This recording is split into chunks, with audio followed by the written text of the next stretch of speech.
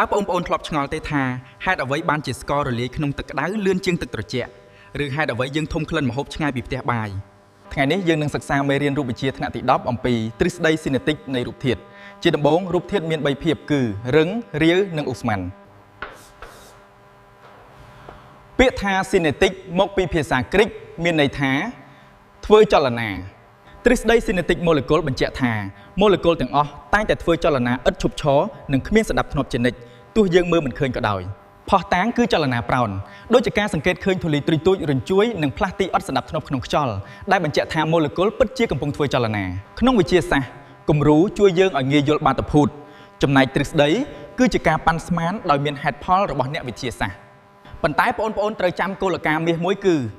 កាលណាសីតុណ្ហភាពកាន់តែខ្ពស់ម៉ូលេគុលកាន់តែធ្វើចលនាលឿន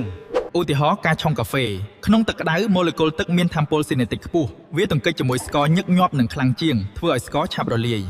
ចុះពេលម៉ាក់ចម្អិនម្ហូបវិញ